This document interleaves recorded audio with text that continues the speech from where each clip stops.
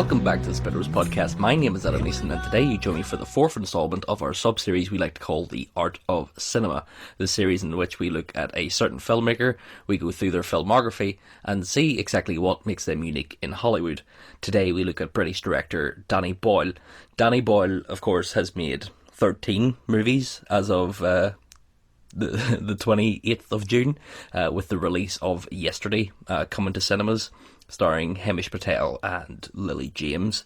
Of course, he is probably more famous for directing Trainspotting, which is a cultural phenomenon in England and pretty much around the world. But he has had a varied career of movies that he's made. You have comedies like A Life Less Ordinary. You have horror movies like 28 Days Later. You have sci-fi movies like Sunshine. And then, of course, you have romantic comedies like Yesterday. But let's have a little look at Danny Boyle's life.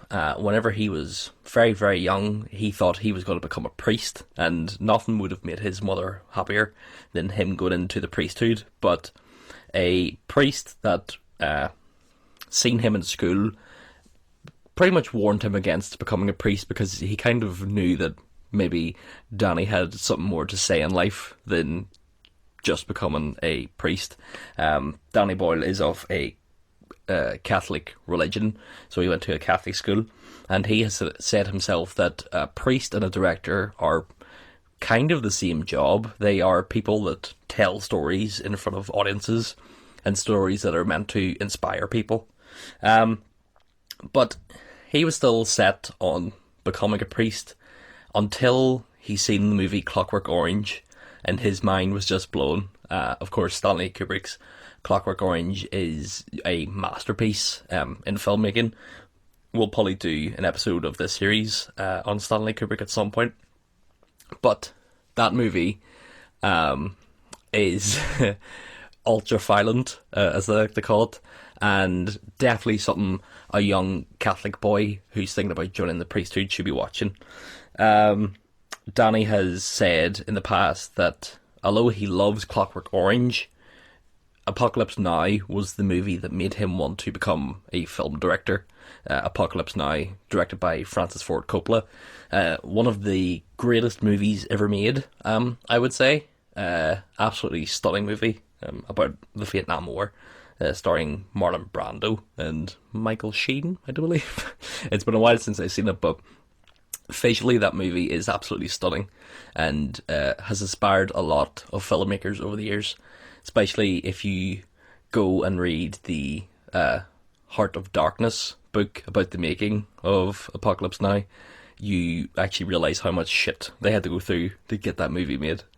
But whenever Danny left school, he kind of fell in love with English, and his English teacher kind of took him under his wing and suggested that maybe he would enjoy working in theatre, directing in theatres, because he knew that Danny wasn't a writer, but he knew that he had a good vision for storytelling.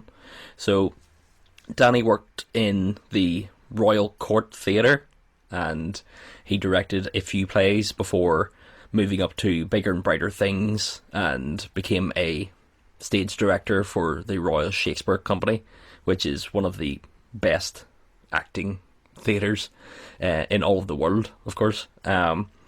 After that, Danny then got a job as a producer for BBC Northern Ireland, of course, close to my heart, being from Northern Ireland.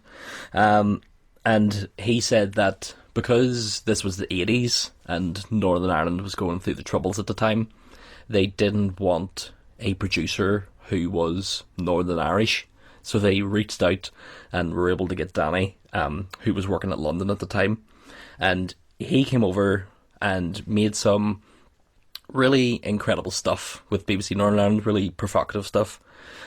He helped produce a movie called Elephant, which was directed by Alan Clark, and that movie depicts 16 murders, all true crime murders that happened during the Troubles in Northern Ireland.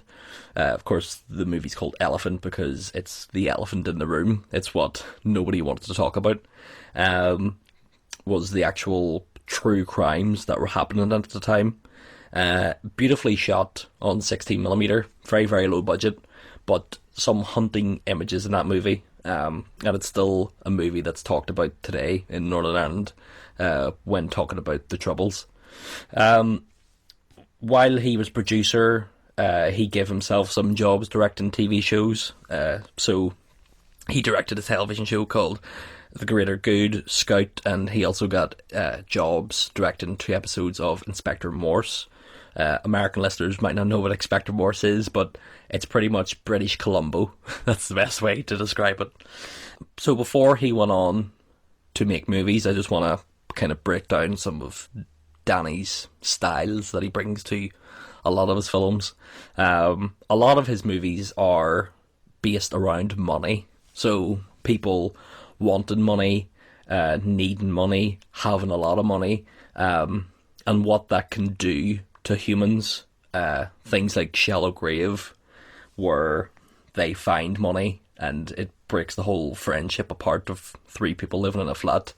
You have the movie Millions, the kids' movie Millions, and it's a kid's point of view of what they might do with money. And I know that sounds... If it was an American movie and a 8-year-old kid found money, it would be like Richie Rich, where they would just spend it. But this is a very, very British movie of a young boy who is also Catholic, finding money, and his mother has passed away, and he very much believes everything that he's told in church. So he starts getting visions of saints, and he gives the money away to charities. Trainspotting, of course, it's not as much about money. There is a money aspect to both Trainspotting 1 and 2. But it's very much money to buy drugs or keep partying. But some stuff, of course, isn't about money in Danny Boyle's filmography. You have stuff like 28 Days Later and Sunshine, but those are the more genre movies that aren't quite based in reality, whereas stuff like Trainspotting and Millions is. Danny doesn't write his own movies. He works with other writers. Most importantly, John Hodge, who has written most of Danny's movies. Danny did some writing on 127 Hours, but that was more he worked with the writer than anything else. He didn't actually write anything himself. He has said in the past that he is not a writer. He is not very good at it. And he will work closely with writers, so he's able to get his own voice in there and able to interpret the work in his own way. But he very much builds a team around him when making a film, so having a good writer and producers and actors are all very important to him. Whereas someone like a Quentin Tarantino, their movie is pure script and everything has to be to the script, every piece of dialogue. There is some improvisation in Tarantino's movies, but when you say Tarantino, a lot of people think his writing and his movies are him. Danny Boyle, if you ever see interviews with him, he's a very energetic man. He's always moving, he's always throwing his hands in the air, and he brings that energy to his movies. A lot of movies that he makes are fast-paced. There's a lot of shots that are, I wouldn't say Evil Dead inspired, but that kind of like close to the ground, fast moving, as if the cameraman is wearing rollerblades, zooming down the road. This is shown at the start of Sleepy Hollow, at the start of Shallow Grave, and of course the zombies in 28 Days Later all run. Trainspotting starts with Hugh McGregor running with the Choose Life whole speech, whatever. So he likes fast-paced action, but it's always in service to the story, which is very important with Danny Boyle. Like I said before, he makes different genres of movies, and this is on purpose. He has said that he likes making a different genre every movie because it feels like he's making his first movie again. There's not that cookie cutter, right, we're back in the office again, let's just replicate what we just did. So with stuff like Slumdog Millionaire is completely different to 28 Days Later, both visually, tone, storyline wise, even stuff like Steve Jobs, which is a biopic. The filming of that movie is completely different to, say, Trainspotting 2, which is more, what would you say, frantic. It's Trainspotting 2, colour scheme wise, is purples, yellows, blues, neon colours, whereas Steve Jobs is white, black. It's grey. It's all based in a world of technology, whereas Trainspotting is based in Edinburgh, and I've been to Edinburgh and there's not much technology going on there. And lastly, his soundtracks are always a very important piece of his movies. Critics in the past have criticised Danny Boyle and said that his movies just feel like a series of 3-minute music videos edited together because there's so much music in them. And he has replied by saying, yeah, I like that sort of thing. Music builds up the excitement in a movie, and it can be really badly done, but stuff like 28 Days Later has like a fantastic score. The soundtrack to Sunshine, the main theme from that movie, is used in so many commercials these days, so many trailers after it came out.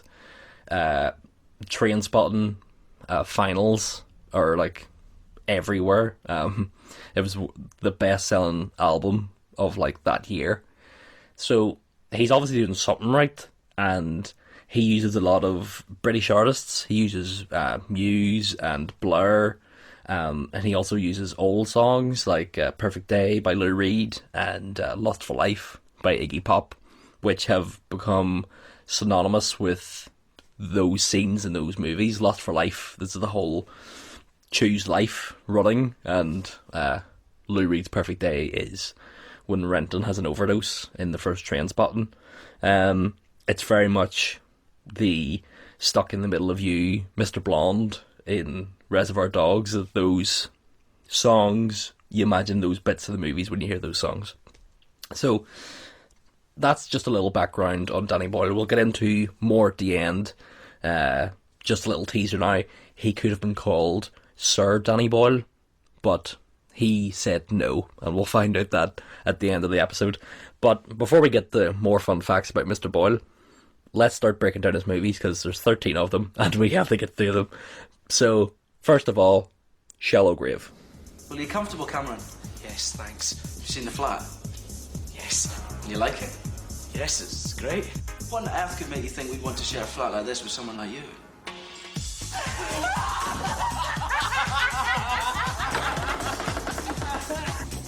You must be Hugo. And you must be Juliet. Can you open the door? It's us, your flatmates and companions, your newfound friends. I've never seen a dead body before. I saw my grandmother, of course, but I don't suppose that counts. I mean, she was alive at the time. It's not every day I find a story in my own flat. It's not a story, Alex, it's a corpse. Danny Boyle first got involved with the movie Shallow Grave whenever he was sent the script by John Hodge, and they had a meeting because John Hodge was looking for a director for his screenplay. And Danny Boyle says, I loved every second of it, but did you know that this is inspired by Blood Simple, the Coen Brothers movie? And John Hodge says, you're the first person to notice that. So the movie is kind of inspired by, like I said, the Coen Brothers' Blood Simple, but it stars Ewan McGregor, Christopher Eccleston, who you might know as the Ninth Doctor Who, and Kerry Fox, who was probably the biggest star at the time, and that's how they received the money for the movie. The budget was $1 million altogether, and a little fun fact about the budget, they spent a lot of it on decorating the flat that's in the movie, and by the end of the shoot, they were actually selling off the furniture again to crew members so that they could afford more film stock so they could continue to film the movie. That's how low budget it was. But the movie is about, like I said, Ewan McGregor, Chris Eccleston, and Kerry Fox are looking for a flatmate to join them, so a fourth flatmate, and they are interviewing random people, and they don't really like anybody until Hugo comes to their door, and Hugo is played by Keith Allen, who is Lily Allen's father in life. He is also an actor, of course, but he comes and says that he keeps himself to himself and you won't really see him much, and they think that's perfect because they don't want their little quote-unquote love triangle to be broken up, until one day they don't see Hugo for a while, and they find out that Hugo has killed himself in his room and has left a suitcase full of money, hundreds of thousands of pounds. The three flatmates decide what to do, and their pretty much rationalization is, if we kill Hugo, chop him up, he's already dead, if they chop him up and bury him, nobody knows that he ever lived with them, and Hugo never talked about family or anything, so nobody's going to miss him. We'll chop him up, and then we'll keep our heads down for a little while, and then we'll split the money 3 ways. What ends up happening is that people get paranoid about being found out with the dead body. Christopher Eccleston starts to go a little bit mad. They all start to turn on each other. Kerry Fox uses her sexuality to kind of turn one man against each other. And by the end of the movie, it's a bit of a bloodbath, to be honest. I'm not going to spoil it because it is a very smart movie and it has a very smart ending. So I totally recommend going off and watching Shallow Grave. The movie picked up a lot of attention. It made $2 million, so it made its money back plus another $1 million. So it was a success in the UK. And it also won the BAFTA that year for Best British Film. Pretty decent for a first movie by a first-time director. That, of course, is a joke. It's more than decent. It's really, really good. But off the back of the success of Shallow Grave, they were able to make their second movie, Trainspotting. Choose life. Choose a job. Choose a career. Choose a family. Choose a big television. You're a quiet, sensitive type. A little bit crazy, a little bit bad. Choose washing machines, cars, compact displays, and dental insurance. You lied on your application. Trainspotting, again written by John Hodge, based on the book by Irvin Walsh, is a movie about people that take heroin in Edinburgh, Scotland. And it's funny that people actually think that Danny Boyle is Scottish because he directed Trainspotting, but he's not. He's actually British.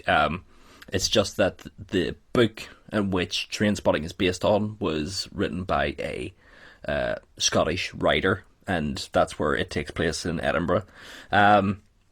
The movie stars Ewan McGregor, Johnny Lee Miller, Ewan Bremner, and Robert Carlyle. The funny thing is, Ewan Bremner, who plays Spud in the movie, actually played Ewan McGregor's character Renton in the stage performance of Trainspotting before the movie came out. So it was probably weird for him that Ewan McGregor was going to play the main character, since he'd been playing the main character on stage for such a long time. But Ewan McGregor is more of the bankable star after Shallow Grave. The movie is, of course, about drugs, drug culture in the UK, the clubbing culture in the UK, growing up as a teenager in Scotland, lower class families, lower class areas. It's a really funny movie as well. the whole scene of Spud's character shitting the bed and then the shit gone all over the kitchen the next morning when the mum tries to clean the sheets. Really, really funny stuff. I absolutely love Trainspotting. It's one of my favourite movies ever. But of course the movie is also really sad because it is about drugs and people overdosing on drugs, people dying, neglect, dead children. It's sometimes not a really easy movie to watch, especially for myself. I unfortunately got involved with a partner who was very much into doing drugs and heroin specifically, and it wasn't an easy time watching what she was going through, and this movie kind of represents not as much a heroin culture as in it represents the ecstasy culture that was going on in the UK in the 90s. But it still shows the bad side of drugs. It never glorifies drugs in any sense. Some of the shots are absolutely mind-blowing, stuff that has never been done before. Shots from inside heroin needles going into the bloodstream. Absolutely fantastic. The editing in this movie is on point.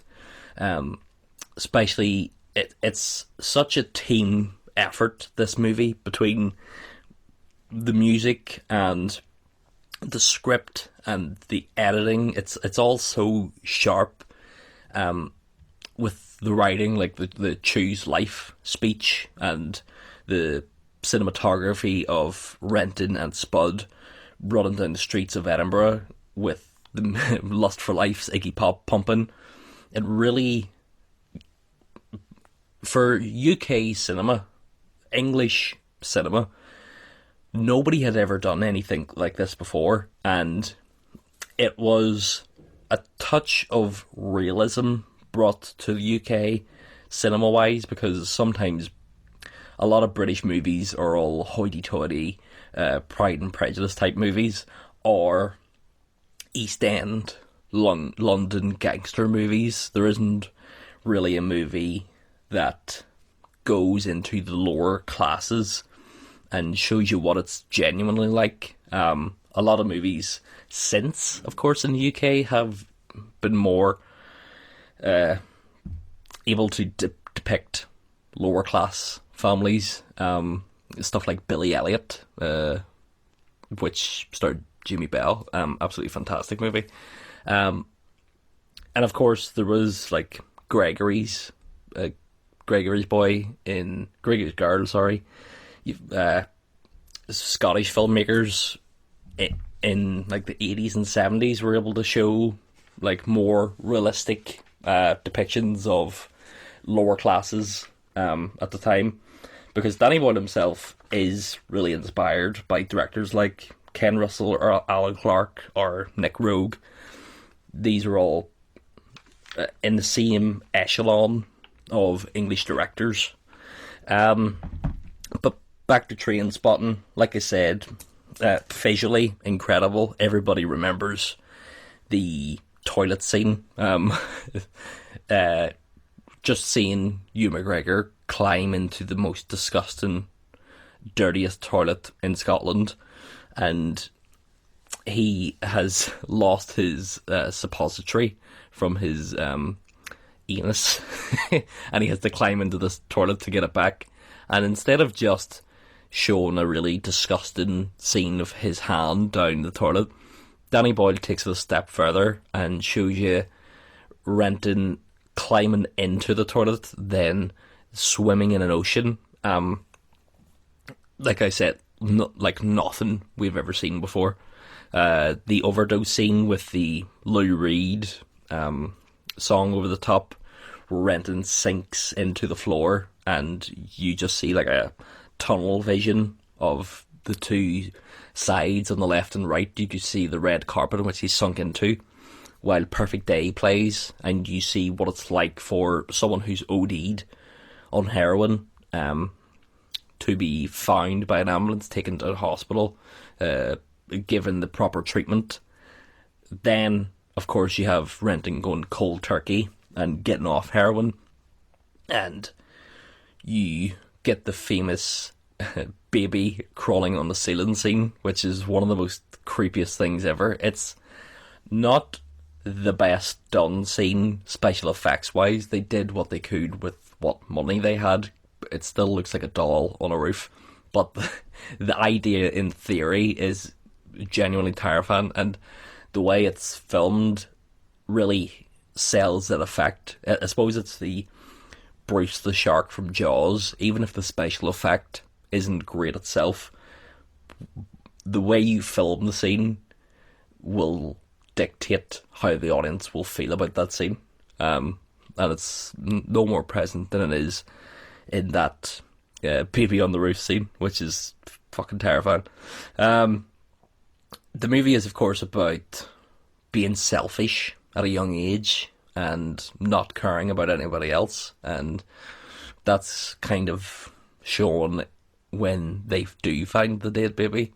And being selfish in terms of whenever Begbie and Sick Boy and Rented and Spud all go to make a drug deal to make money, Renton steals all the money and pretty much says fuck everybody else.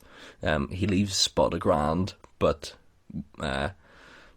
he leaves the country and goes off to start a new life, and we see the fallout from that decision in T2 Trainspotting, but we'll get to that when we get to T2. The movie was nominated for Best Adapted Screenplay at the Oscars that year, but unfortunately lost to Sling Blade, which I don't think people really remember Billy Bob Thornton in Sling Blade.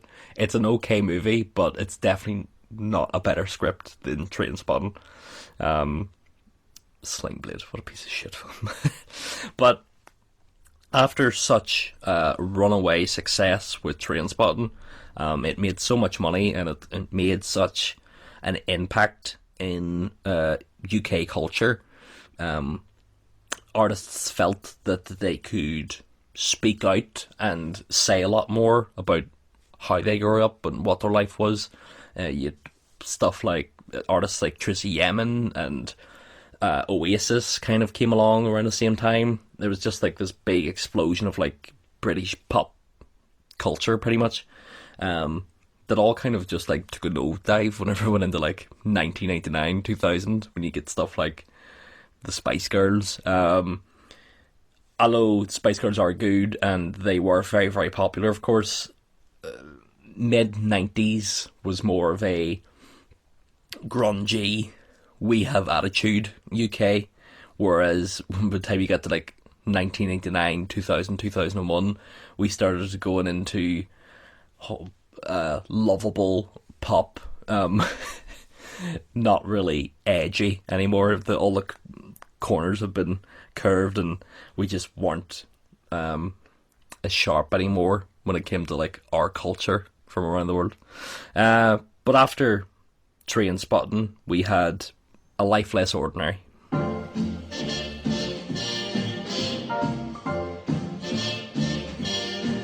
Somewhere beyond the sea, somewhere we.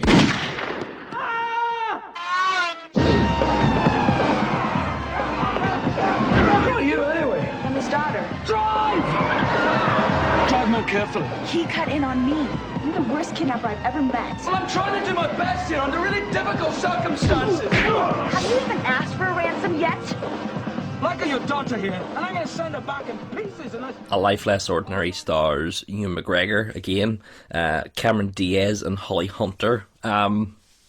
This is probably one of Danny's least popular movies when it comes to the fact that it was a big bomb at the box office. The movie is about Ewan McGregor playing a cleaner who gets fired from his job, and he decides to kidnap the daughter of his very, very rich boss. But of course, he's not a really violent man, so when he kidnaps the daughter, played by Cameron Diaz, there isn't really... They kind of just go along with each other. He never threatens her, he doesn't have a gun, he doesn't really know what he's doing. She is kind of more of the badass. She's like, have you ever kidnapped anybody before? Have you even made a ransom? And she kind of like goes along with the whole thing because she thinks that if they get a ransom, the two of them can just split it and everybody will be fine. Also in the background you have Holly Hunter playing an angel. This is where the movie gets a bit weird.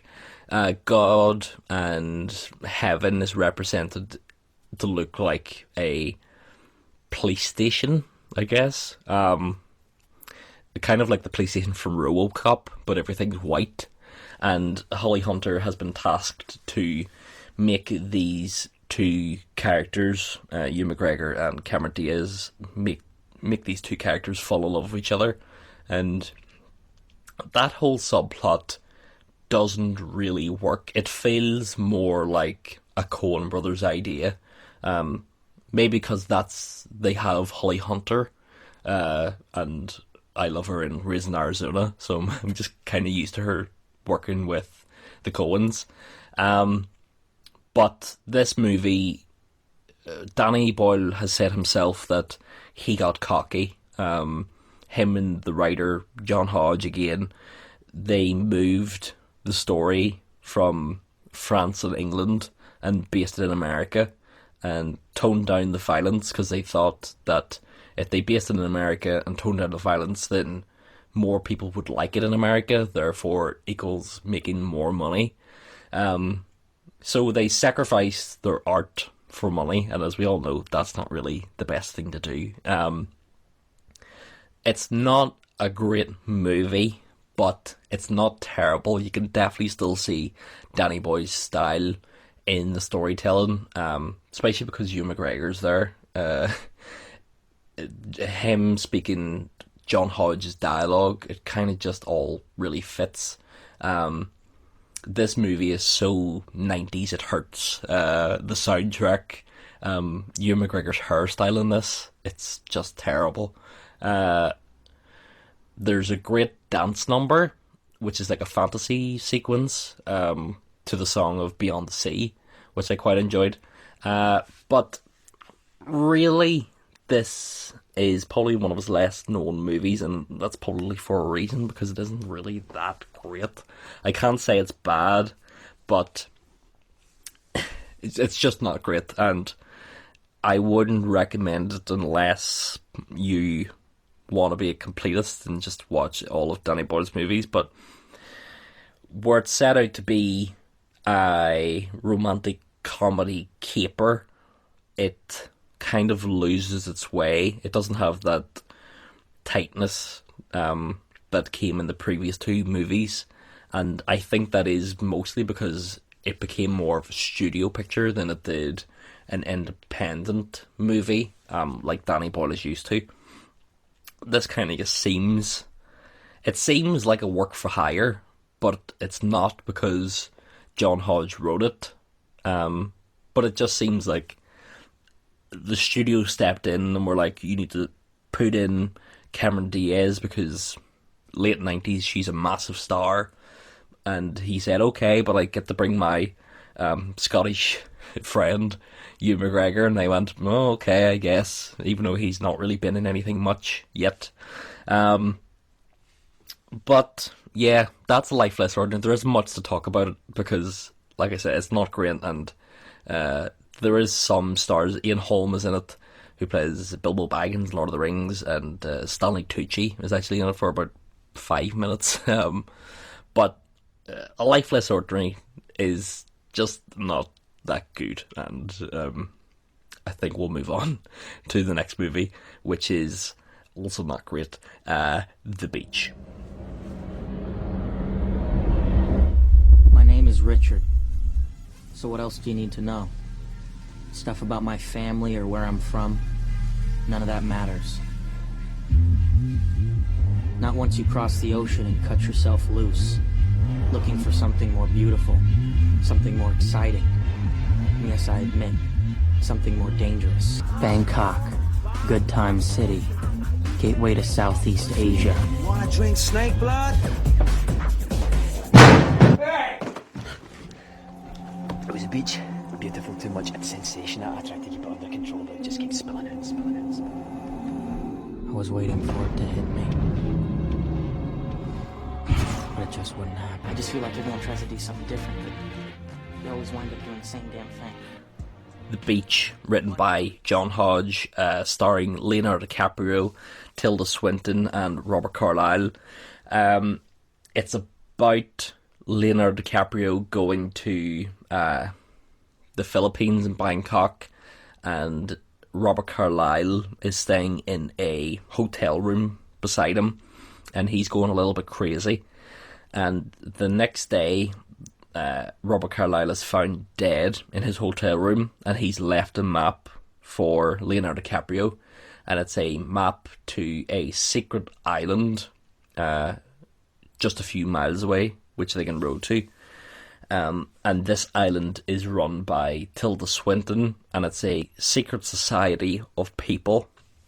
And they kind of set it up that there might be a mystery to this society, and that's kind of how the trailer set it up and everything else set it up.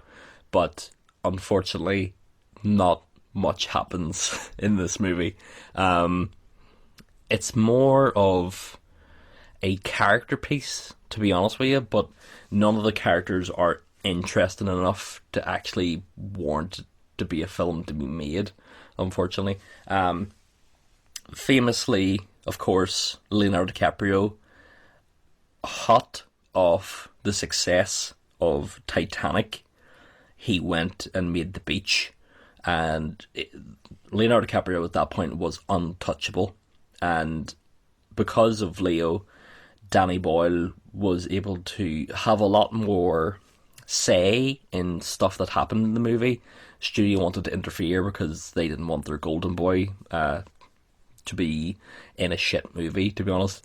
And they wanted to be like, well, people expect Leonardo DiCaprio to be a heartthrob, so, you know. And from stories I've heard from Danny Boyle in interviews, Leonardo DiCaprio is definitely an actor's or director's actor. He will go to the studio and stick up for the directors because he wants the director to be able to show their true vision. And that's really nice to hear about Leonardo DiCaprio, because he could easily be an actor that's just turns up, does a role, can go home again, maybe nominated for an Oscar. He doesn't really do that many movies, and the people that he does work with, Tarantino and Scorsese and Robert Zemeckis, he doesn't. Spielberg, of course, the big one. In The Beach, he does a good job of what he's given, and it wasn't a fantastic movie, and Danny Boyle has said himself that he was kind of, while making the movie, sick of being interfered with the studio. He didn't like that type of work. He wanted to go back to making more independent things, making stuff that he felt that he was actually making. He wanted to tell a story rather than just being chewed up and spat out by the whole Hollywood system. There's scenes in this movie that are clearly inspired by Apocalypse Now, and those are probably the best sections of the movie. It's nice to see that Danny Boyle was able to replicate something that his hero made, Francis Ford Coppola, and able to create that sort of movie, because it's not as if Danny Boyle is going to go off and make a Vietnam movie, and even if he did, he would probably say himself that it would never be as good as Apocalypse Now. So the fact that he was able to make a section of this movie feel kind of like Apocalypse Now, get those sort of vibes, really great stuff. Like I said, the whole plot is kind of, what's this island about? what secrets does this island hold? And it doesn't really hold any secrets. It kind of gets to the end and it's kind of, well, was that it? Type ending. It is based on a book written by Alex Garland, who is the director of Ex Machina that came out starring Oscar Isaac. But he also wrote another film that we'll talk about in a minute. But even though The Beach, not a great movie, it still was a success at the box office. But mostly because of the success of Titanic. People just wanted to see Leonardo DiCaprio in something else shortly after Titanic because it was the biggest movie in the world. And people were disappointed by The Beach. And instead of Danny Boyle saying, well, you know, it's not really my fault, he kind of stepped away from the whole Hollywood system and went back to what he knew. He went and directed a few English television shows and a few short movies in which he discovered the techniques of using digital cameras. Digital cameras at the time were starting to pick up in quality and cheapness. And because of that, he was able to make a certain movie called 28 Days Later. So who are you? I wake up today in hospital. I wake up and I'm hallucinating. I've got some bad news. They're infected. Infected! Father. Infected with flux! Oh, I shouldn't have done that. It's the blood. There's something in the blood.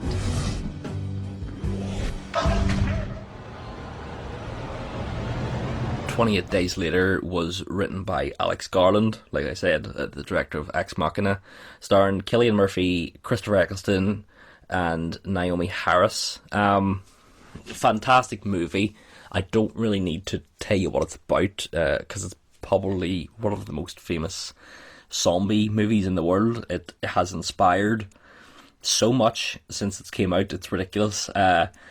Because this was the first, not the first ever movie to have it, but this is the first movie to bring into pop culture that zombies can move fast. Usually it goes by the George Romero rule of a zombie moves slow, and the scariest thing about them is once you get them in like herds, you can't get away from them. Whereas 28 Days Later set it up that these zombies aren't zombies, they are infected, and if they catch you, or even a drop of blood enters your bloodstream, you have 15 to 20 seconds before you turn into one of these animals, and it is terrifying. I remember when I first seen this movie, it was so scary because it felt so real. It felt as if it could happen. Like I said, with digital cameras becoming more affordable and the quality of them getting better, this movie was one of the first movies ever to be released widely, completely shot on digital film. The look of the movie, it does look like it's been made on a camcorder, but there's a difference between your family camcorder that you used going to Miami in 2006 compared to what Danny Boyle was able to achieve here. Sets in this movie are just incredible. It looks completely like London and the south of England have been completely abandoned. It feels like 28 days later after an outbreak. Of course, there's some famous shots that everybody knows of Cillian Murphy walking through an empty London, which you never ever see, especially now. But they actually achieved those shots by filming at the break of dawn, just as the sun was rising. And there's quite a funny, interesting story behind how they got no cars in the shots. If somebody was in the shot, they could digitally remove them, but they couldn't digitally remove cars. So English police can't stop traffic. They can in America, but they can't in the UK. They can only ask drivers if they would mind stopping for a few minutes while something's being filmed. Now, they weren't able to get the police to do this. So what they did was went to a local college and asked a group of college students if they were able to come down for the day and work on a movie and control traffic, pretty much. Now, what happened was they got a group of students who were studying fashion and modelling, so very attractive women, and this was during the summer in the middle of a heat wave. So these women turned up in short shorts and low-cut tops, and thankfully most of the people driving at that time of the morning are male taxi drivers. And of course, when you see a girl in a pair of hot pants and a low-cut top bending over into your car window to say, "Excuse me, sir, do you mind stopping for a minute while we film a movie?" Of course, these male taxi drivers are going to say, "Yes, we'll stop for as long as you like." So that is actually how they achieved that in the movie. If you see Cillian Murphy walking across one of London's bridges with no cars, just imagine that on each side of the bridge is some half-naked women stopping taxi drivers. This movie was a success for Danny Boyle. Surprisingly to him, he thought it was going to be a success in the UK, but it's blown up so wide. Like I said, it inspired a completely new zombie culture in the world. It inspired pretty much the Walking Dead comic book. Rick Grimes wakes up exactly like Cillian Murphy's character does in a hospital bed sometime after the zombie outbreak. It also inspired video games like Left 4 Dead and stuff, and World War Z book, which later got turned into the movie, and then a video game, of course. But Danny Boyle says that the success of this movie is probably due to its release, which was not long after 9/11. It was released early 2002, and it was one of the first movies after the tragic events of 9/11 to show a city in complete disarray, to show a city that was empty of people and what would happen after a disaster. And people could kind of relate to what they were seeing. It became more haunting because we had seen those similar type images not long before the film came out. And Danny Boyle says that if it was released at any other time before 2001, that he thinks that it might not have been as popular as it was. I love 28 Days Later, and 28 Weeks Later, although not directed by Danny Boyle, still a really great movie. I think it's a really great zombie movie, and stars Robert Carlyle from The Beach and Trainspotting. Really, really great movie. Imogen Poots in that movie is a fantastic actress. She isn't in a lot. I thought she would have really hit stardom, but she hasn't really got as many roles as I thought she would, but she's a really great actress. And Danny Boyle has spoken recently to say that he is working again with Alex Garland on a third 28 Days movie. So we can look forward to that. I don't know what it's going to be about. I don't think it'll star Cillian Murphy, but it'll still be a fantastic film if Danny's involved. I should actually talk about Cillian Murphy and Naomi Harris. They play fantastic characters in this movie. It's not often you get a horror movie that you can relate to the characters as much as you do these two characters, and it probably is because of how it is filmed, and we see them so raw. Literally, you see Cillian Murphy's penis. You know exactly what their character is about 5 minutes after meeting him. You know that he is just he's just a normal dude, and Naomi Harris was a normal woman, but because she's been in this apocalypse for 4 weeks, she's had to adapt. She's had to step up her game and become a better person. Christopher Eccleston, of course, who was in Shallow Grave and played Doctor Who, plays an absolute dickhead in this movie. I don't want to say why or what he does. I don't want to spoil the ending of the movie, but an absolute prick. But from a zombie movie to a kids movie, only Danny Boyle could do such a thing when he next directed his next movie called Millions.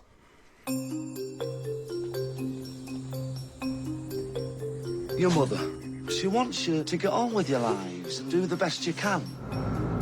I don't like having my own room. Without her, all he had was his imagination. Sometimes you see things, and other people can't see them. Clever Cece, are you allowed to smoke then? You can do what you like up there, son. Millions was written by Frank Patel Boyce, who actually wrote the original novel of Millions, starring young actors called Alexa Tell and Lewis Owen McGibbon, and playing their father was Northern Irish actor James Nesbitt, who I've met and is a lovely man. He was in a TV show called The Jackal, or Jackal, it was like Mr. Jekyll and Mr. Hyde, or Dr. Jekyll and Mr. Hyde, from the Russell T Davies, who was the showrunner of Doctor Who for a while. Terrible show. He was also in The Hobbit, just for international people that might not know who James Nesbitt is. This movie is about religion. I talked about it before in the intro, but it's about religion and lost mothers and money. The young boy is playing in a box. He's got a really great imagination, like a lot of young children do. And he's playing in a box beside a train line, thinking it's a spaceship. And out of nowhere, a bag of money lands beside him. And he brings it home to his older brother, and he's like, we have just found millions of pounds in a bag. What are we going to do with it? And because the young kid is naive, and his mother taught him a lot about religion, and he believes in religion because he believes that his mother went to heaven, images of saints start turning up, and he wants to do good with the money. He doesn't want to spend it on crap. He wants to help other people who are more in need. So he starts giving the money to different charities, people in need. He will just drop money in through their letterbox, anybody that needs it. And it gets to the point that you see that even though these people are in need of money, you can see that money turns to greed. And there's always a hand out when money is involved. And sometimes you just can't help everybody, no matter how much money you have. Like I said, this is about lost mothers as well. The little boy lost his mum at a young age, and they have been growing up with just their father. And by the end of the movie, his mother comes to him in a vision and tells him that everything's going to be okay, which is absolutely heartbreaking. And uplifting, of course. These young actors that are in the movie are really, really fantastic. It's hard to get young actors that are genuinely good at acting and not just annoying. It's funny that I love Macaulay Culkin now, but I hate the movie Home Alone because Macaulay Culkin as a kid is just so annoying. Some child actors, like the kid that plays Andy in the original Child's Play, terrible. Whereas whenever you have a kid actor like, I can't remember her name, but the young girl who plays Matilda in Matilda, fantastic actress, which is really weird because she hasn't really grown up to be in anything else. But as a young actor, because she was in Mrs. Doubtfire and Miracle on 34th Street as well, really fantastic young actress. Don't really have much to say about Millions, to be honest with you. There's not much, not that there's not much going on in it. It is a fantastic movie, but it was kind of, it came and went in the UK whenever it came out. I remember coming out, and I was young at the time when it came out, and I was never in a rush to go see it. It stars kids, but it's more of an adult movie. It's you can appreciate it more when you watch it as an adult, but I think it was advertised the wrong way whenever it came out, because it was advertised towards children, and the whole concept, I think, isn't really great for kids. Kids can watch it and it's enjoyable, but I think the older you are, the more you appreciate what the message of the movie is actually trying to say. Danny Boyle has said in interviews that one of his biggest regrets about making movies is that he regrets that he didn't make Millions into a musical. Whenever they were writing it, they thought maybe it could be a musical, and they would have got Noel Gallagher to provide the music for it. But he says the closer they got to production, they just thought, no, we'll just make it a normal movie. And he says it's one of his biggest regrets, and that he would love still to direct a musical. And the closest he might have got so far is Yesterday, which is out this week if you're listening this week, all based on Beatles music, but it's not really a musical. It's more of a jukebox musical, you would maybe call it. No musical numbers in it, just a musician singing, which I don't really think counts. But after Millions, we went to space with Captain America, Chris Evans, in the cult classic now, Sunshine. Our sun is dying. Mankind faces extinction. 16 months ago, I, Robert Capa, and a crew of 7 left Earth frozen in a solar winter. Our mission: reignite the sun before it's too late. Welcome to Icarus 2. Sunshine, written by Alex Garland, again, is a movie based in 2057, beg my pardon, and the sun is dying, and a ship had been sent called the Icarus. If you can spot the little nods and winks here to mythology, Icarus was sent to the sun, but it flew too close, and everybody on the ship died. So they had to send Icarus 2 up, which is what the movie is based on. They had to send it up with a bomb that was going to kickstart the sun so that life can continue on. The actors in this movie are fantastic. It is Cillian Murphy, Chris Evans, Rose Byrne, Michelle Yeoh, Cliff Curtis, and Benedict Wong. The fun thing about this movie is that it's based on a spaceship, and it starts in one genre and by the end becomes another genre.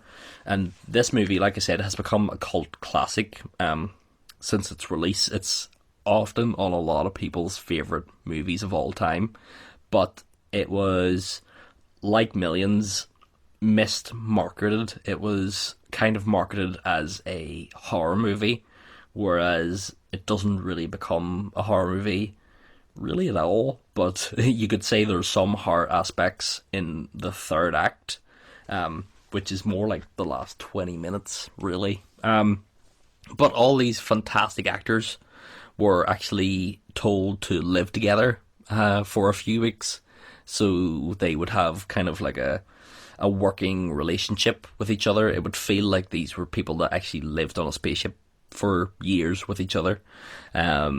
And they also got trained in how to act in zero gravity by going on like the Vomit Comet, because Danny Boyle has said before that in movies, whenever you see zero gravity, it's always the slow motion. I'm moving my hand to pick something that's floating through the air really slow and grabbing it really slow and thing.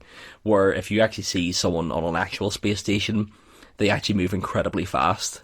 But movies depict gravity as slow motion, so if you do anything different, audiences will react and say, I can't believe this because this isn't how I've seen it before. So he was kind of annoyed by that, but stayed within the boundaries of what other space movies had done before him. He has stated that Sunshine was inspired by 2001: A Space Odyssey, Solaris, and Ridley Scott's Alien. And you can definitely see those inspirations while watching the movie, especially Alien, because it's kind of like the crew in Alien. They all feel like they are space truckers and have lived on that ship for quite a long time with each other.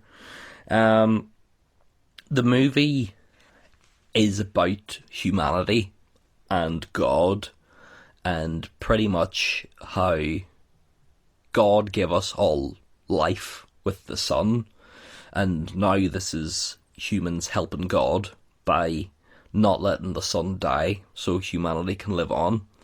And there's definitely visual images that feel like man connecting with God, especially at the end of the movie. If you've seen it, you know what I'm talking about. If you haven't, go watch Sunshine, please. But visually, this movie is spectacular. Space, to me, has never looked as good as it does in Sunshine. It's really, really beautiful stuff. The whole ship is a mile long, and each has its own separate sections that all feel lived in and real. Fantastic acting all around. Chris Evans gives an amazing performance in this. He is very, very underrated in this. People, of course, talk about how much they love him as Captain America, but if you want to see a character who believes what's right and will do what's right, including maybe sacrificing his own life to help the greater good, which is very, very, very Captain America-esque. Go watch Sunshine for Chris Evans' performance, because it is a masterclass. Like I said, this is a fan favourite, and it didn't do well at the box office, but did well at home release, and is still a favourite of a lot of people today. I really, really like Sunshine. I actually didn't like it when it first came out. I think I seen it on DVD, and I was kind of tricked by the marketing, because I was like, oh, a horror movie, this is going to be good, and then realising that it wasn't actually a horror movie until the very, very end. So I came away not pleased, but going back and watching it for the performances by so many great actors. Of course, Cillian Murphy back working with Danny Boyle.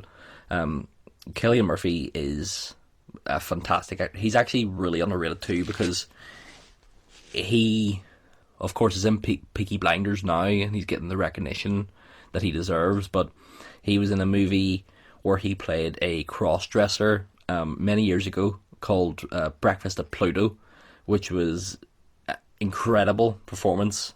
Little Irish movie. Of course, he played the Scarecrow in Batman Begins. And he's also really terrifying in a semi-slasher movie called Red Eye. I don't want to say anything about the plot of Red Eye. It's pretty much a woman gets on a plane, which is a red eye plane, so it's an overnight flight, and the person sitting beside her is Cillian Murphy, and he's a bit of a lunatic. But Sunshine is, again, a complete genre change for Danny Boyle, and he said before that he wasn't a fan of Star Wars, so he wasn't going to make... If he was ever going to make a space movie, he was never going to make a space opera. He was going to make something like Sunshine, something which was a bit more reality-based. And the technical advisor for Sunshine was Brian Cox. A lot of English listeners will know who Brian Cox is, because he's on literally every TV show on the BBC at the minute. But he is pretty much like this generation's Stephen Hawking. He knows a lot of things about a lot of things, and it's good that Danny Boyle went to somebody that knew their stuff when it came to space and didn't just wing it or just go by the logic of other movies, being like, well, it was okay in Alien, so it's okay here. He did his homework, and it really shows, because the technical side of the space travel in this movie is very impressive, and it's not complicated to the point of you don't know what's going on. It's made to the point that it's very much explained to the viewer, that it makes the viewer feel a lot smarter than they might be. But yes, go please watch Sunshine. If it's the only thing you do from this podcast, go watch Sunshine, and send me a message, Instagram, Twitter, SpitRosePod on both. Let me know what you think, because I would love to hear that people are discovering Sunshine for the first time. But after Sunshine, we got a very little known movie, and a movie that got no recognition at the Oscars. I don't even think anybody's seen it. I think maybe about 4 people in the universe have ever seen this movie. Of course, I'm joking. It's the runaway hit, Slumdog Millionaire. Welcome to Who Wants to Be a Millionaire?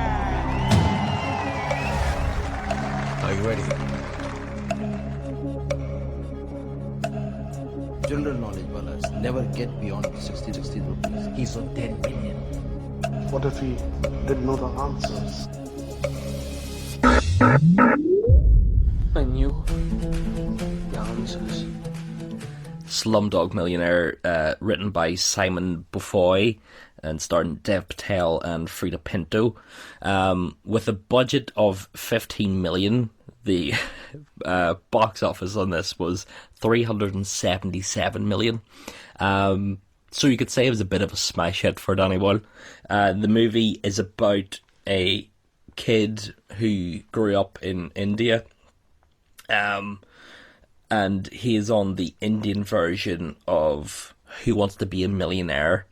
And if you don't know the show, surely you know the show, it's shown worldwide, but it's a televised quiz show where you can win £1 million or whatever. And each question on the show relates to something that happened in Dev Patel's character's life, and what you figure out while he's getting asked these questions was that his upbringing wasn't the best. Him and his older brother had to pretty much defend themselves in this really shitty environment while living in slums. They get involved in gang violence. The gang is teaching kids how to steal stuff and beg for money, and they're blinding the kids by putting acid in their eyes, so people would be more keen to hand over money to a disabled kid, which is just fucked up. But then it also tells a love story between Dev Patel and Frida Pinto, and how their love for each other blossomed over the years, and of course the trouble that the older brother got them into, and Dev Patel's character kind of trying to live a normal life without being dragged back into this really shitty world of crime that is all in India. Of course, the movie went on to snag several Oscars: Best Picture, Best Director, Best Adapted Screenplay, Cinematography, Score, Best Original Song, which was Jai Ho, Best Editing, and Best Sound Mix. So these are well-deserved Oscars, and well-deserved for Danny Boyle, of course.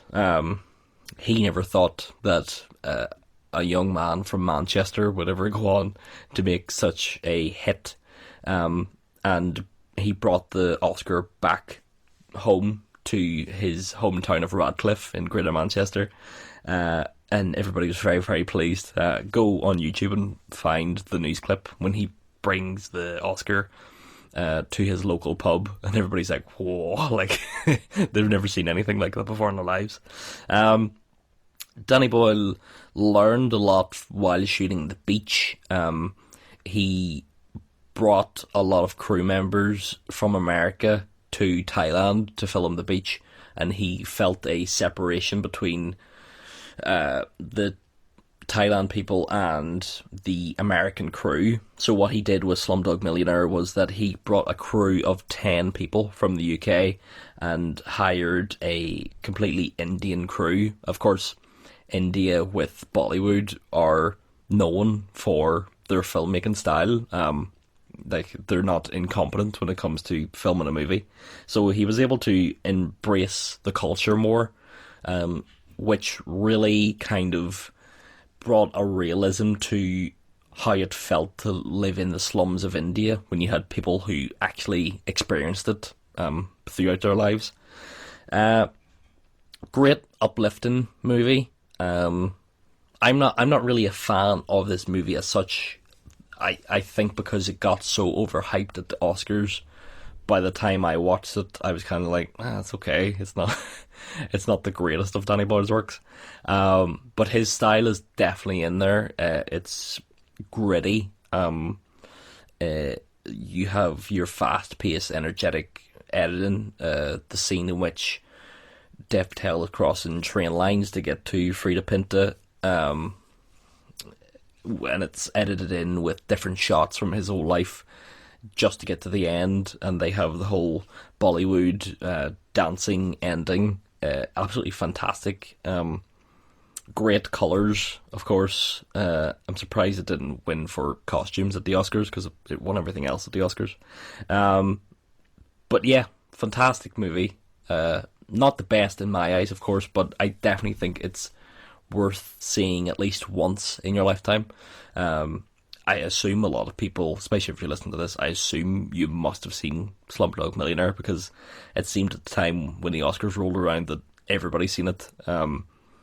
People's mums that I knew were going to go see it. It was, especially in the UK, because Film 4 is such a big advocate for Danny Boyle's works, because they produced like Trainspotting and Shallow Grave. It was on TV a lot in the UK, and that's probably what sickened me off it, was that it was on so much and it was just in your face all the time. But it is a genuinely good movie. It's not one of those movies that's thrown in your face 24/7 and you go see it and you're like, why the fuck was this advertised so much?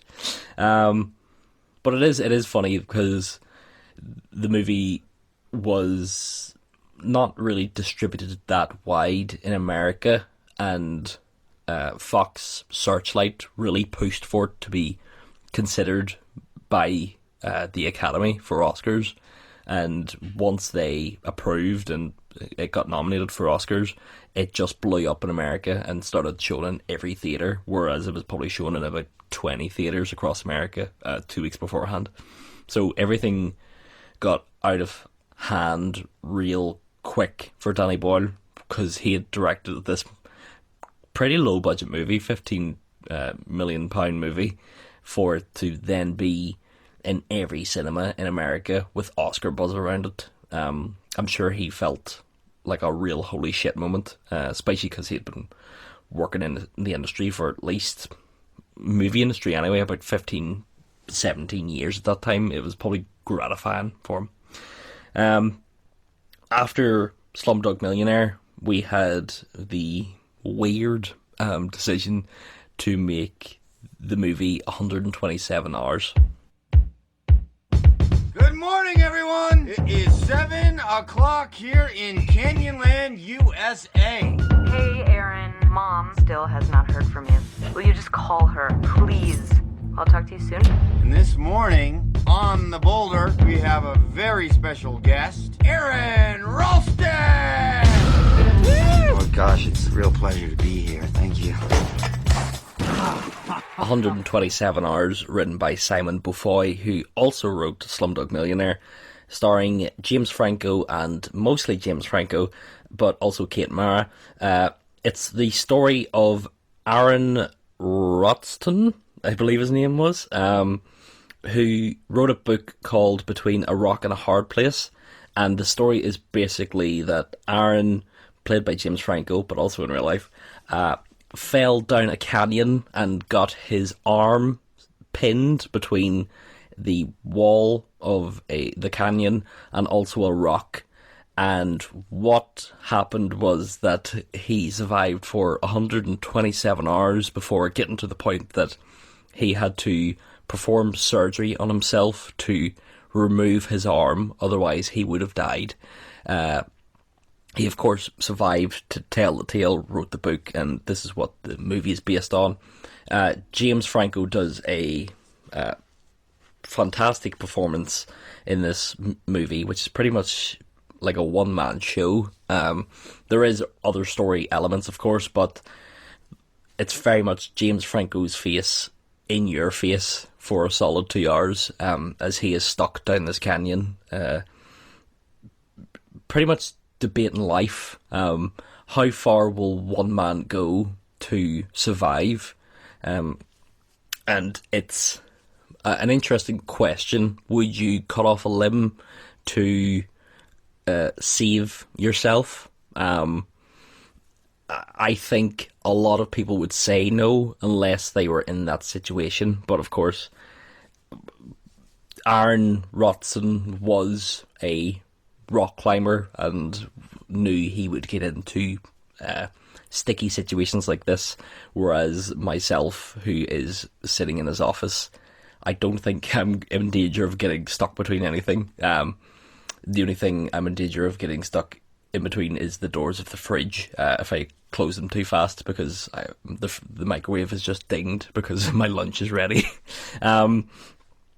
But whenever this movie was released, the violence, quote unquote, was so strong in the movie that people started fainting in screenings of the movie, saying that the actual act of him cutting off his arm is more implied than showing it, to be honest. It does show quite a bit of gore, but Danny Boyle takes a lot from Texas Chainsaw Massacre and Tobe Hooper in the thought that he doesn't have to show everything, but the idea of what you think you might see is worse than anything that can ever be filmed. And I think that was the problem with a lot of people fainting. People faint because they're afraid of blood. Is that a thing? Afraid of blood? At the sight of blood, people faint. I know that's a thing. I don't think people are like running away from the lift in The Shining or the elevator in The Shining. The big river of blood. Being like, that's my worst nightmare ever. But yeah, people getting hurt and bleeding, people faint and stuff.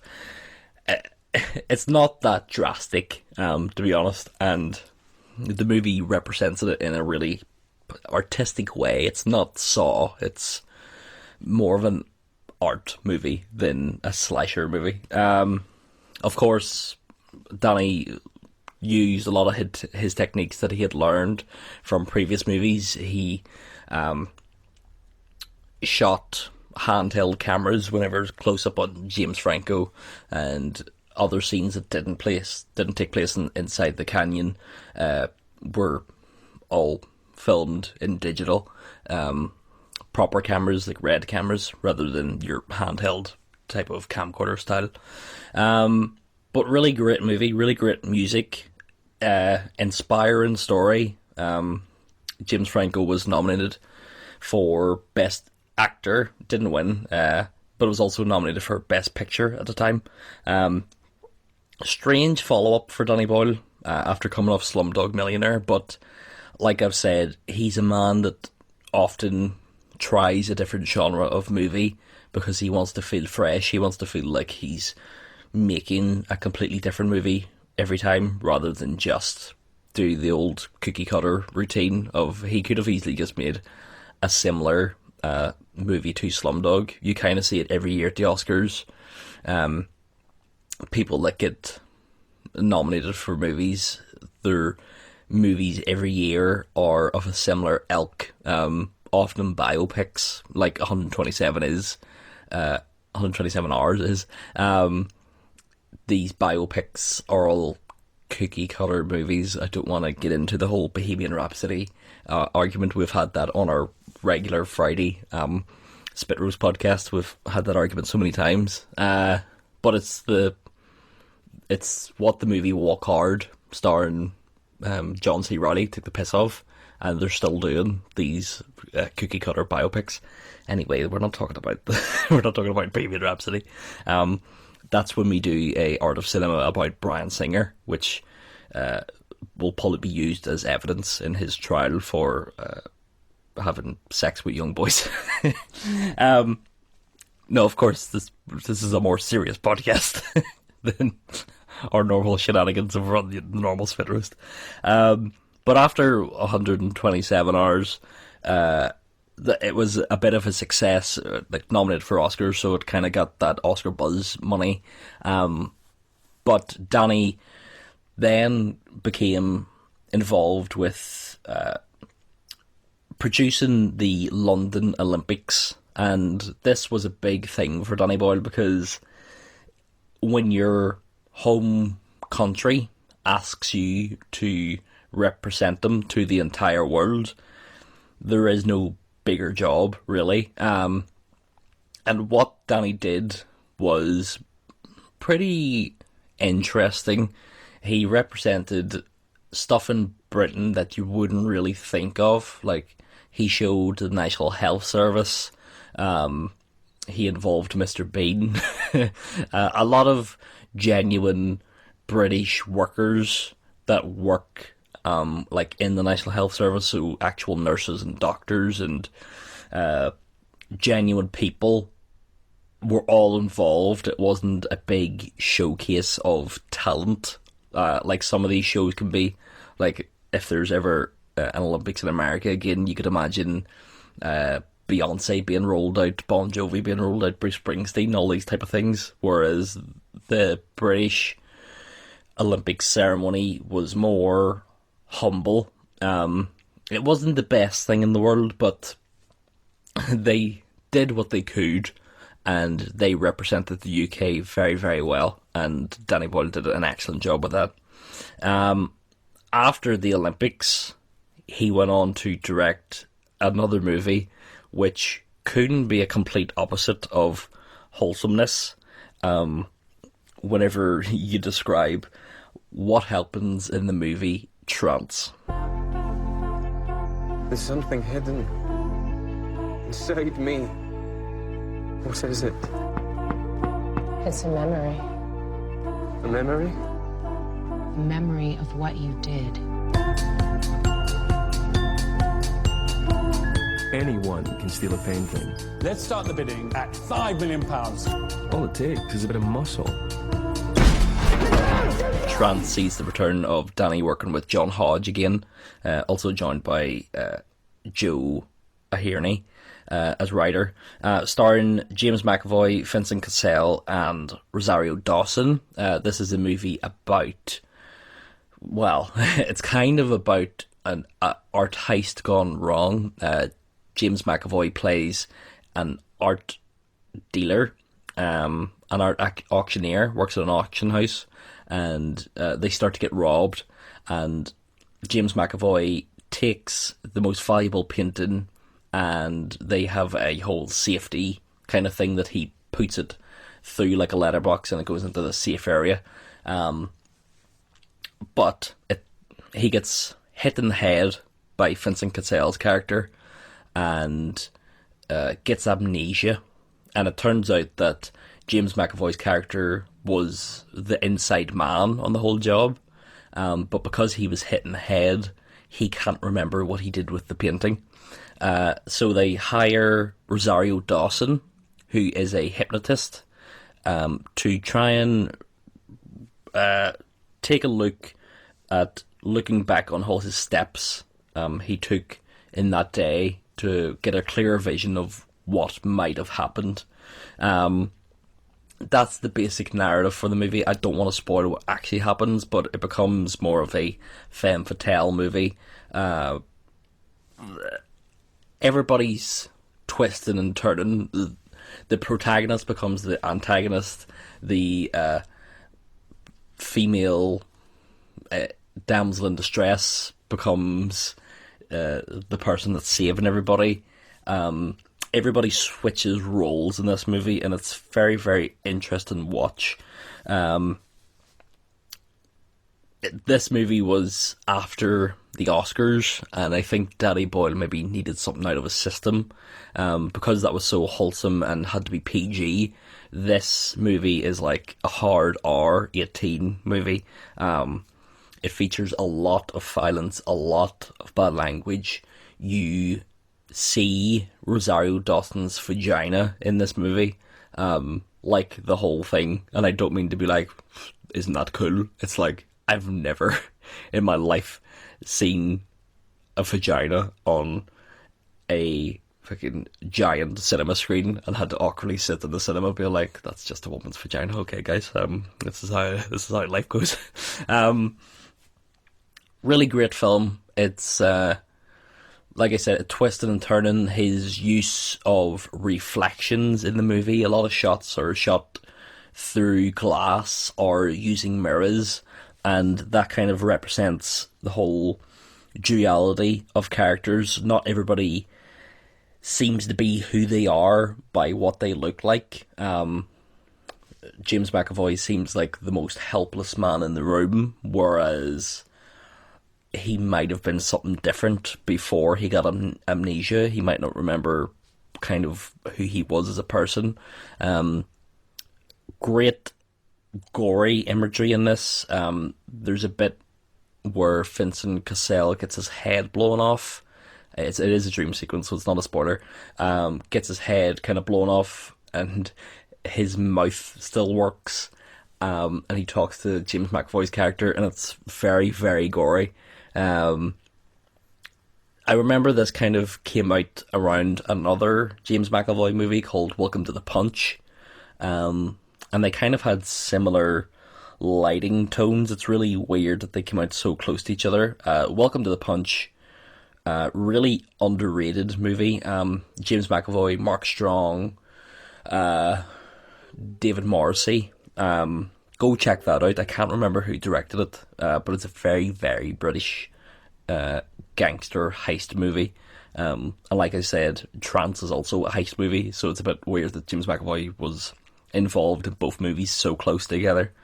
But Trance is the better movie. Danny Boyle really back to his form here. 127 hours, in my eyes, was a bit of a misstep, especially following Slumdog Millionaire, where, like I said, I didn't like Slumdog Millionaire, but I could see his style shining through, and Sunshine was so great that I wanted kind of something more like that. I wanted something more like Trainspotting, something that was a little more down and dirty and gritty, that wasn't as light and poppy, because when you had Slumdog Millionaire, not that it was light, because it's a very dark movie in sense of story, but the whole advertising campaign for that was Dev Patel cheering with confetti, be like, I'm a millionaire because I won the TV show. 127 Hours just felt like another Oscar bait movie, even though it wasn't, but that's kind of how it was advertised, because it was kind of, like I said, people at the Oscars kind of make one movie that wins one year, and then the next year they're automatically nominated no matter what piece of shit they're directing. And that's kind of the way it felt with Danny Boyle when it came to 127 Hours. It's kind of like, really, James McAvoy in a biopic about a story that happened not that long ago that everybody remembers in the news? Like, what could possibly happen in a movie about a man getting his arm trapped down a canyon? Ended up being more interesting than just that, obviously, because Danny Boyle is such an incredible filmmaker and he can make fucking wine out of water. But Trance, definitely go check it out. I feel like it's one of his less popular movies, but not on the bad side of The Beach and A Life Less Ordinary, more on the side that it was kind of forgotten because it kind of just came and went, rather than it being recognised as the really great movie it is. But after Trance, we had another biopic, weirdly enough, about a man that was very much still in the public conscious. We got Steve Jobs.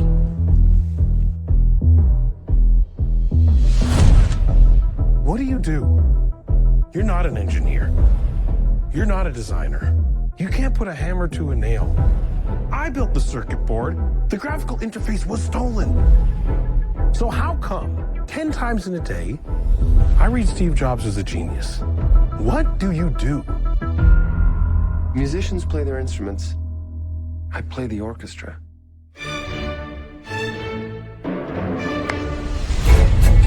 Steve Jobs was written by Aaron Sorkin, who, of course, was the writer of The Social Network and The West Wing.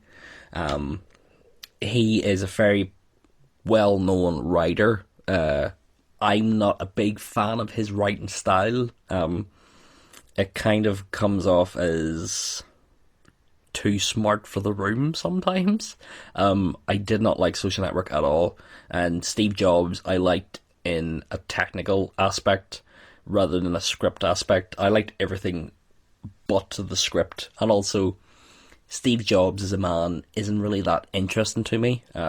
It's not like he died years ago, and his story of rising through, not the ranks, but like through the years of becoming pretty much a pioneer in computer technology, it's not that interesting to me. And luckily enough, through the script and through the filmmaking, they didn't glorify who Steve Jobs was. They wrote him as a prick, and Michael Fassbender played him as a prick. I should say the movie stars Michael Fassbender, Kate Winslet, and Seth Rogen, and it's kind of a 3-act structure, kind of based around the launch of certain Apple products. So the first act is based in 1984 and is around the Apple Macintosh launch. And the most interesting thing about this 3-act structure is that the first act is filmed on 16mm film. The second act, which is based in 1988, so 4 years later, around the next computer, any capital X, capital T computer, was filmed on 35mm films, or like your normal film grain. And then the next third act was based in 1998 around the launch of the iMac, and that was shot on digital film. So in a technical sense, there's 3 different looks. Even if you watched the film and didn't even notice, subconsciously you would notice, especially between 16mm and digital. Digital, so such a crisp picture, whereas 16mm, of course, not that crisp a picture, but it definitely gives that old timey feel. The movie, I can't really talk about plot wise because it is just the life of Steve Jobs, but on the production side, each act was rehearsed by the actors, kind of like a play, and then they would often shoot complete full scenes over and over again with different camera setups, and that was a lot of work for someone like Michael Fassbender, who would have like these big long great speeches that were like 6-7 pages, and he would have to film it all in one go, several times over and over.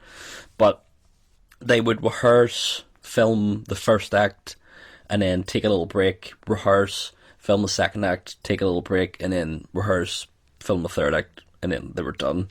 The movie was shot in chronological order, so that probably helped the actors a lot, because obviously the character of Steve Jobs was progressing through the years, becoming a better or worse man. It's up to you, depending on how you view Steve Jobs as a person. It's not my favourite movie in the world, but it is just on the writing side. I'm not a fan of Aaron Sorkin, unfortunately. Michael Fassbender gives an incredible performance. He doesn't look that much like Steve Jobs, but his acting shines through completely. I don't need to tell you how much a great actor Michael Fassbender is. If you want to see him in anything fantastic, go watch Shame, directed by Steve McQueen. He's absolutely fantastic in that. And also, you get to see his penis, so, and it's massive. What a reward. The problem with the Steve Jobs movie was that, like I said, it wasn't long after Steve had died in real life. It was maybe a few years, and he was still in the public conscious. Like, they don't really need to see a movie about his life. Plus, there was also another Steve Jobs movie out at the time called Jobs, starring Aston Kutcher. So people were kind of like, why are they making fucking 2 movies about this guy we don't care about? And it was very, very clear that audiences didn't care about it because the movie only made $34 million and was pulled from cinemas after 2 weeks of release. Really unfortunate for Danny Boyle. His career has had like ups and downs, even though all of his movies are still on a technical level incredibly made. Audiences are hit and miss with what they like. It's whenever you have a Quentin Tarantino, his name is on the poster, it's like, this is a new Quentin Tarantino movie, and people go, I can't wait to see the new Quentin Tarantino movie, whereas not as many people are like, I can't wait to see the new Danny Boyle movie. It's maybe a little bit different in the UK, or when it comes to cinephiles like myself. If I talk to people, they're like, oh, I love Danny Boyle, but my dad wouldn't know who Danny Boyle is. I asked him if he'd ever seen Trainspotting, and he said no. He's probably seen 28 Days Later, but doesn't know that it's made by the same guy that made Shallow Grave, and he would never put 2 and 2 together. But yes, Steve Jobs, I would recommend watching it for performances. Everybody is great in it, especially Seth Rogen, who gives a really genuine performance in it that you don't really see him give in other movies, because he's pretty much used to just being in comedies, whereas this was like his first proper acting role. And it's weird to think that Danny Boyle was the director of a Seth Rogen movie. It's very, very strange. But after Steve Jobs, we had T2 Trainspotting.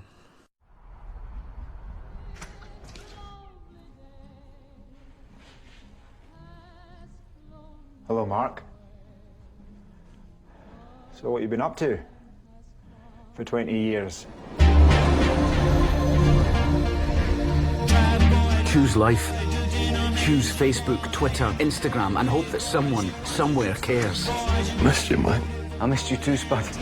Choose looking up old flames, wishing you'd done it all differently. Do you still take heroin? No. And choose T2 Trainspotting, or Trainspotting 2, was the return of writer John Hodge, who adapted Irvin Welsh's sequel book to Trainspotting, which was called Porno. It wasn't really an adaptation of the book, just more of the idea, in the same way that the Trainspotting book was more an adaptation of the idea when it comes to the movie, because they're not really that completely similar. We also got a return of Danny Boyle and Ewan McGregor. I should have said this when I was talking about The Beach, but Ewan McGregor was meant to be in the movie The Beach instead of Leonardo DiCaprio, and the studios wanted Leo because obviously Titanic's such a big hit, and Ewan McGregor had been in A Life Less Ordinary, which didn't do well in America. So Danny Boyle kind of promised McGregor The Beach, and it went to Leonardo DiCaprio, and the two of them had a massive falling out. They didn't talk for years and years and years. Of course, Ewan McGregor went on to star in Star Wars and Moulin Rouge, and most famously Christopher Robin. Most famously, he played a pigeon in the animated movie Valiant. Ewan McGregor's had a great acting career, obviously. But this is the return of him and Danny Boyle together, and of course the return of Robert Carlyle and Ewan Bremner and Johnny Lee Miller, who had run off and became Sherlock Holmes in Elementary. So it was good to have all of these characters back, because it felt like everybody in the country who was of a certain age loved these characters, and the fact that they were brought back, it didn't feel like a Dumb and Dumber 2 where it was like, oh, they're bringing the characters back just because. This felt like a genuine reason to bring these characters back, and we were interested in seeing where their lives had come to 20 years after the first Trainspotting. Spud was still on heroin. Sick Boy was running a bar. Begbie was in jail. And Renton moved to Amsterdam. But then he had a heart attack and decided to come back to Scotland to kind of settle some old business, and reunited with his friends Spud and Sick Boy. Great, fantastic movie. If you've never seen Trainspotting or Trainspotting 2, watch them back to back. They really make a great double feature. Where Trainspotting 1 was about being careless and just always thinking about yourself, Trainspotting 2 is a movie about male masculinity, and lost fathers and redemption and getting old. The whole lost fathers aspect is Begbie wanting his son to be a scumbag just like him, whereas Begbie's been in jail for 20 years and hasn't seen his son being raised, and his son wants to go to university and learn catering, wants to work in a catering business. And Begbie can't wrap his head around this. He can't get an erection with his wife. He has to take Viagra. The whole Sick Boy is blackmailing men who like getting fucked in the arse by a female prostitute. You could see what I mean by male masculinity in this whole movie.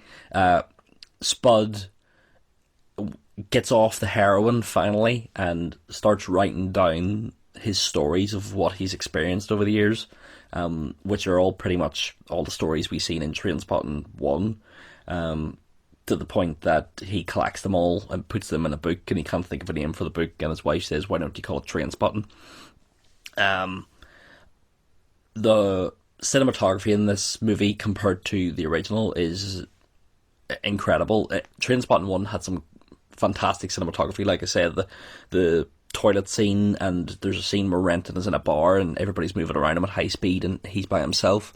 Revolutionary at the time, but the use of cinematography and the use of shadows in Trainspotting 2 is fantastic.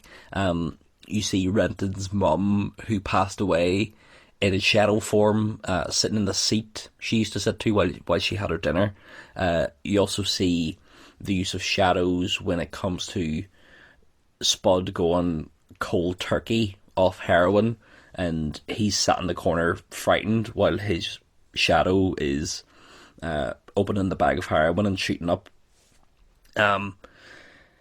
It throws back a lot to the last movie.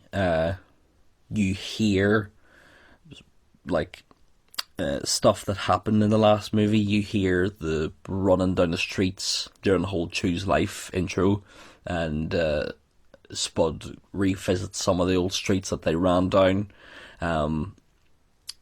The Choose Life whole motif is updated by Renton. Just the whole... It's just a great sequel. It wasn't a sequel just for the sake of a sequel. It was a story that you could tell that everybody involved wanted to tell. And just like the original, it's really, really funny, but it's also really, really sad. The whole No More Catholics song, if you haven't seen the movie, that might sound mental, but the Renton and Sick Boy go to a Protestant bar and steal everybody's bank cards. And before they leave, the bouncer says, I don't recognise you guys. Why don't you sing a song for us? Thinking that maybe they'll be discovered as not being Protestants and they'll get beat up or whatever.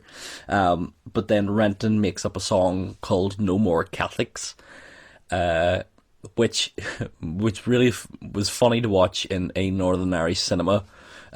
Somebody singing No More Catholics in a cinema of mixed religion, and everybody just felt awkward for each other.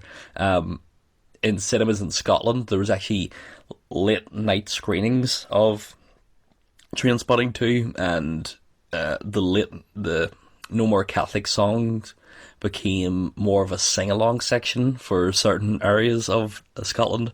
Let's just say more Protestant areas of Scotland had sing-along versions of it. For some reason, the movie includes the music video for Dad's Best Friend by the band The Rubber Bandits. If you don't know who the Rubber Bandits are, they are two musicians from the south of Ireland who wear plastic bags on their heads and sing comedy songs. They have a fantastic podcast, which I 100% go listen to it. I recommend it wholeheartedly. And I actually did gigs with them years and years ago, about 2011, probably 2010 maybe. They're really, really nice guys, and I've been a fan of their work for 10 years now probably, and it was really weird to see one of their songs in a major Hollywood movie, because they are two guys that are not major Hollywood stars, but very smart men, and their podcast is enlightening, and I'm not saying that ironically, I genuinely mean that. I'll just wrap up by saying I love Begbie. Robert Carlyle is a fantastic actor, and he was born to play Begbie. His use of the word, sorry Americans if you get annoyed by this word, his use of the word cunt is like an art form coming out of his lips, and Begbie as a character, I hope he gets a spin-off movie. There's been talk. There is a spin-off book just about Begbie called The Blade Artist, and there is talk that Robert Carlyle might do the spin-off movie for Begbie, which would be very, very interesting. And I would be happy to pay to watch that. But we'll end with what Trainspotting means. People, whenever they hear the phrase Trainspotting, they just take it for granted and don't actually know what Trainspotting means. I don't know if people think Trainspotting is actually about Trainspotting. I really hope not. But Trainspotting means that if you're into a certain subject, you're fully committed. So if you are a train spotter, you're committed to it for a life. You know every train, you know every time, you know every brand, every make, every model, blah, blah, blah. So Trainspotting, when it comes to, in terms of the movie, is that if you're into drugs, you know every brand, you know every type of drug there is: heroin, speed, ketamine, meth, cocaine, acid, salvia. So that's what Trainspotting means. Just in case anybody didn't know, that's your little one fun fact for the podcast. Even though the podcast has been full of fun facts, but that's more of an explanation of what something means rather than me just telling you a fun fact. But that's all of his movies up until this Friday, if you're listening to this on the day of release. Tomorrow, if you're listening to this past day of release, it's already out. But go see Yesterday, Danny Boyle's new movie, written by Richard Curtis, who wrote Love Actually and Four Weddings at a Funeral and Notting Hill. Fantastic movie. We got press screenings for it, and it's absolutely fantastic. All based around Beatles music. I can't really give much of the plot away because our review's not up yet. But starring Hamish Patel and Lily James, and I am absolutely in love with Lily James. She's one of the most beautiful women in the world, apart from, of course, my beautiful girlfriend Heidi. Of course, please don't hate me, Heidi. I love you so much. But go out and see Yesterday and support Danny Boyle, and hopefully, if this is a success, and I can tell you now it is going to be a big success, hopefully we'll get that nice 28 days later third movie out quicker. But like I said before, Danny Boyle does a different movie every time, so he might not direct that, he might just produce it, and then he might just make something completely new, which I am always down for. But that's it. We did it. 12 movies, 13 movies if you include yesterday. I am hot and sweaty. This is a hot office. We are getting a heat wave here. But thank you for listening. Thank you to all the listeners of the previous Art of Cinema podcasts, or Wes Anderson, Taika Waititi, and James Gunn episodes. We recently just passed over 10,000 listeners on the Taika Waititi and James Gunn episode. The Wes Anderson episode is not that far behind it. It's about 8,000 something. But thank you so much for all the love on that podcast. I love doing the Spit Roast podcast on a Friday with Heidi and sometimes Callum, but this Art of Cinema is my bread and butter, and I love talking about great movies. Sometimes the Friday show can be hit and miss, because you could be excited for a movie to come out like Spider-Man Far From Home, and then you could be not excited for a movie to come out like Annabelle Comes Home. But go listen to the Friday show, like, subscribe, whatever. I don't need to tell you what to go do. It's 2019, your own person. You know what? You do you. And hopefully you're having a good day. If you're not mentally doing well, talk to a friend, talk to anybody, talk to me if you like. But get help. But hopefully you're having a nice day. And hopefully you're having a nice life. So be the best, 100%. All that malarkey. But thank you very much. Shout out to a couple of rad podcasts. Mike and Katie do an excellent job over there. It's their last week of their competition to win a box of rad. They've got some excellent stuff in their box of rad. So at Cup of Rad on Instagram and Twitter. Go listen to those episodes. Their latest Toy Story saga breakdown was fantastic. Great listen. It's great to listen about how personal Toy Story has been in their lives, because people of a certain age, like myself and Mike and Katie, we have grown up with Toy Story our whole lives. And to have Toy Story 4 come out, and kids that are like the age of like 5 now walking into cinemas with Jessie dolls or Woody dolls, is still incredible to see that it's still as popular 26 years later. Is that right? Seems right. But yes, thanks for listening to this podcast, and yeah, as always,